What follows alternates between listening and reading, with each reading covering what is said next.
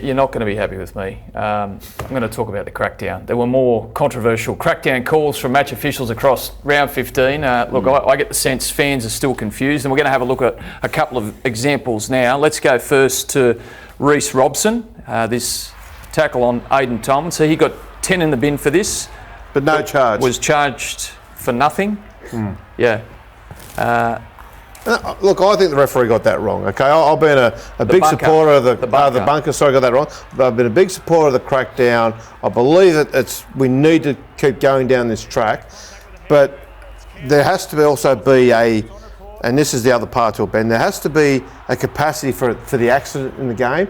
Now, I don't want that to be confused with the fact that for too long we have been trying to rewrite low-level Grade 1 careless tackles as accidents. They're not accidents.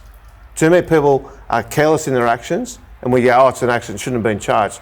I don't agree with that. That was legitimately an accident. They're going through a period of change, the referees, just as the players are, just as the commentators are, just as everyone are, the fans are, and the referees are going to make a few mistakes. I think the inconsistency, though, in the bunker is a bit of an issue, and also with the match review charges is a bit of an issue, and they certainly. No, I want to start. I almost think that they need to bring someone in. I said it before, that's got a clear view and have the same person working over the game for a couple of rounds and have a clear view of what is a send-off, what's a sin bin, and let that person make some common calls. I like it. So you get some consistency. It's subjective, but look. There's a bloke that's going to be down before the judiciary in about an hour who's confronting 4 weeks out of the game if found guilty.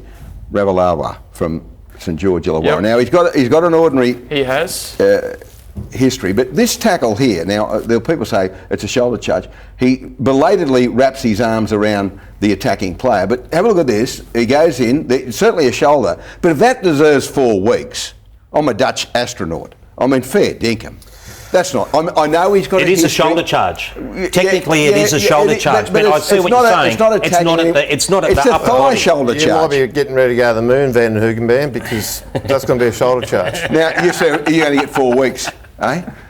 Look, it's a shoulder charge under the rules of the game, and you can't. And this is part of the problem. The rules are the rules. It's worse on the big screen too. The rules are the rules. And he's got a small screen, please. And he's got loading. He's got loading. That's why he's got 4 weeks. I know that. Right. He's got a history. And loading, I see what Ray's saying. It's not a high tackle. I can't see a bloke out of the game for 4 weeks for making a leg tackle. But here we go back to the accidents that happen in the game. The accidents. If he slips, who is it? Elliot Whitehead. If Elliot Whitehead slips going into that tackle and Ravalawa has launched himself into that tackle, then you've got a serious accident on your hands. So you say 4 weeks, I say he'll be found not guilty. He's got a very, very, very good advocate tonight. We'll see how you go. Yeah, okay. Will you apologise next week? He's not going to be here, but I will. Don't have a sorry Emmy, right? So, I know that.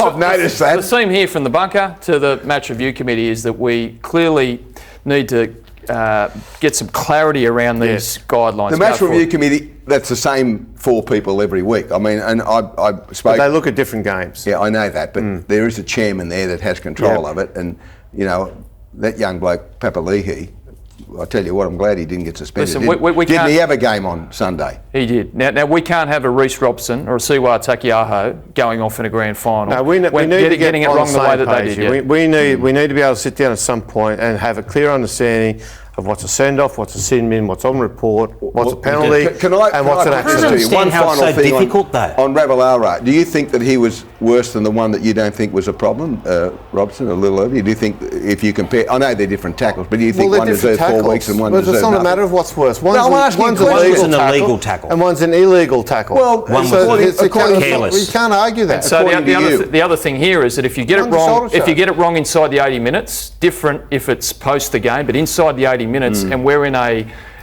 knockout final or a grand final or an origin. The game needs to sort it out before we get to finals time. We need some clarity. We need to be able to sit down and say, you know what, so when everybody's sitting at home, particularly the commentators who, I've said this multiple times about various things, if you get 2 in the commentary box who can't agree on whether that's a send-off or a sin bin and on report, then how are 400,000 people home supposed to all agree? The administration needs to come out and just make it very clear to everybody.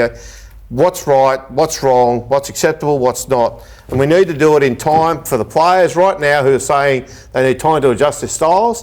Well, what have we got now? 10 weeks to the finals? Yep. Let's get it right. Well, I've got to soon. say, as a commentator, there's plenty of times I've been sitting in a box with 3 or 4 other people, including the late Bob Fulton or the late Peter Frelingos, all my co-commentators, and not so much with the matters you're talking about, but with the try decision by video referee. 2 of us will say, well, that's a try for your life, and the other 2 will say, you're kidding. Yeah, I mean, it's subjective. It is subjective. Yeah.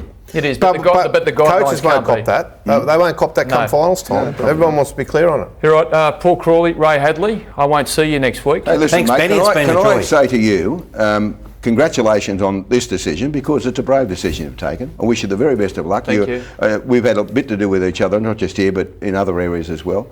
You're an outstanding young bloke. I wish you all the best in Brisbane and plenty of luck. And based on what's happening so far this year, you might need a little bit of it, but I'm sure you're up to the task. Thanks, Ray, and I say this honestly, this has been the best 4 weeks I've ever had on NRL 360. Well, Buzz rang me this morning and said, you've been on 4 weeks and you've got in the punt. And Crawl, it's been a great 10 years. You too, mate. Thank Plenty of people in the media talk about doing what you've done. Very few have the courage to actually back themselves and go and do it, so good luck. Yeah, good on you, mate. Well done. I'll need some, I think. Is this you tomorrow, is it?